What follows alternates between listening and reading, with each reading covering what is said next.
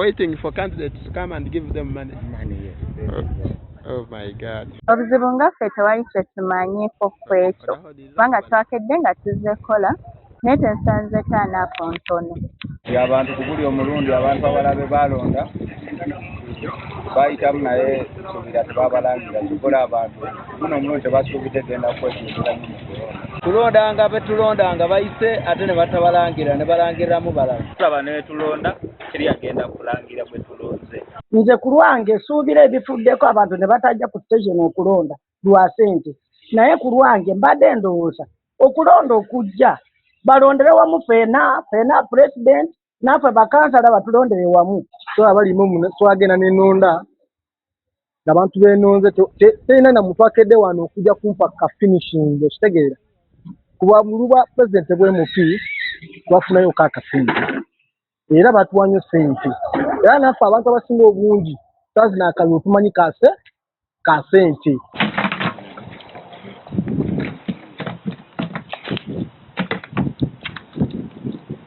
Kibi oba abantu bafunamu enkemera kuba okulonda pulezidenti abantu okutandika okulonda batandika saawa 3:30 kuba electoral material daalwawo okukola ki okutuuka nalowooza nti oba abantu bafunyemu obuniivu bakoba nti akule twawuuna twatuuka eyo ng'ebintu bikaali tunankanya naye asofa saawa zino okulonda abantu tebajjumbidde ate empulira bagamba nti anaatuwa ku ssente gwe tunaalonda.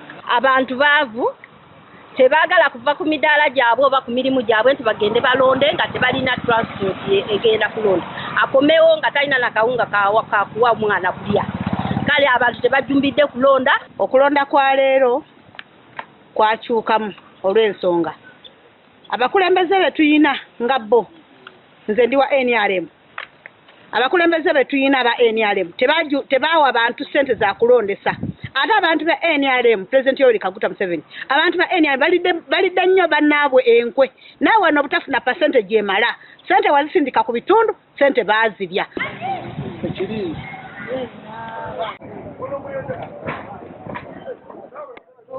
Wenyimiridde ekisaawe eky'essaza ery'Essengo era nga kino kisangibwa mu disitulikiti y'Emityana nga wano waliwo polling stations 9 ebifo abantu we balonderamu okuva mu bitundu eby'enjawulo. Wabula ku mulundi guno obutafaananako nga bulijjo abantu bamuswaba ddala mu kifo kino era nga oyinza okugamba nti abasinga tebannamanya kigenda mu maaso. Buli polling station gye ntunuddeko mu kifo kino nga woyinza okulaba abantu batono nnyo ddala ate nga tekiri wano wokka naye nga kiri ku polling stations ez'enjawulo mu disitulikiti y'Emityana zetutuuseeko. Abantu tebajjumbidde nnyo kulonda naye nga kikakasa nti abazze okulonda wano mu Kalangaalo era abasinga obungi ba NRM. Twogeddeko n'abamu ku beesimbyewo okuli Joseph Luzige nga yono yeesimbyewo ku ntebe ya ssentebe wa disitulikiti y'Emityana awamu ne Gerard Kabanda nga naye yeesimbyewo ku kifo kyekimu wabula bano balaze nnyiike n'obunnyamivu olw'abantu abatono ennyo ate abavuddeyo okubanga nti be baakalabikako. Well, I can turn up very low. Abantu balina fatigue, I think. Abantu batono abazze okulonda. Naye katulabe bwe bunaazibira. Maybe banajja bujjeyo naye bantu batono sofa abaliwo. Taanaapu oba ennamba y'abalonzi ekyali ntono nnyo. Kiraga nti abalonzi baggwamu essuubi, abalonzi kwega tebakyesiga system, electoral system, kakati wajja omu ate nga munne yamaze omukubiriza n'alyoka ajja alonda. Kitegeeza gwe batakubiriza talonda. Olunaku gavumenti yalugazeeti nga public holiday yalutuwadde ng'olukuwummula. Kati abaana bonna naddala abavubuka olwamala okulonda ne baddayo. Nze Enoch Matovu wano mu disitulikiti y'Emityana. Bakubye ekitabaasi nga yeesimbyewo LC5 ne bamuyisa bubi n'emisana ntandika okutuuka bunyenzi naye nga ali mu ddwaliro kikana naye nga bannaffe babagamba nti oyo aze kunona ng'ate enzaalwa ya wano. Ne bawamba owa kitabaasi ne bamuteeka mu kamunye emabega mu mmotoka ne bamufundikira ebikonde ne tukubira kyeya n'ajja kututaasa.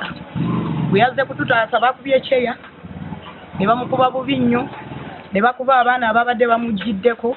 Ziba ndi mukubye kubanga naye mulonzi mwana wa wano naye azze kulonda. Abantu abo bayinza ogamba chairman yagezze amatama naye sinagejjako wabula nafunye okulumbibwa ku makya wawambye agent wange mu polling station ya byuma muzikiti nengendayo finding out nekigenda mu maaso engwa mu ambush y'abayaye nga baduumirwa amagye ga UPDF abantu tusezaako obuvune buno bonna bwe mulaba. Ebibadde byogerwa ku kavuyo akabaddewo tuli mu kunoonyerezaako era bye tunaazuula nti si bituufu amateeka gagyetulamule nga poliisi tuliwo okulaba nga embeera etambula mu mirembe awatali kucyankalanya ate tugobere n'amateeka mu kulonda mu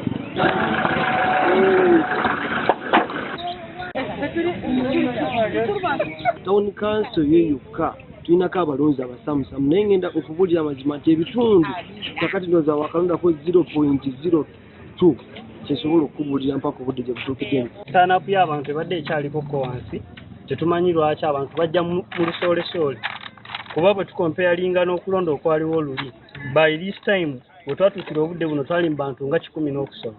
Lwenkyukakyuka tuli banyiivu tuli mu kukaaba.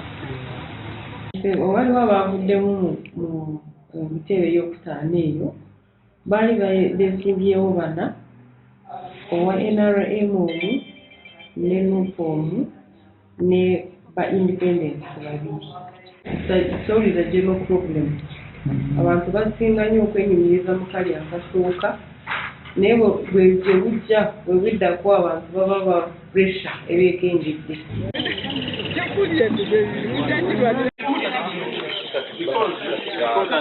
Bantu kura akuija omwomu so buli muntu wakuija bakamucekinga mu register ndalina kakonge bamukorawo bwangu kumanya ttaanapu eno abantu abo kibateze kwijja kuba bakiito maybe habwa previous elections ezibayirowo police station eti yapakanyanu abantu tebakwijja koma sinzira mulingo twakomereka abantu abapresident tutukumanya nsonga ki abantu bakwiye kwata abantu babakanga kurabamu tubataga bano baga bagenda akoma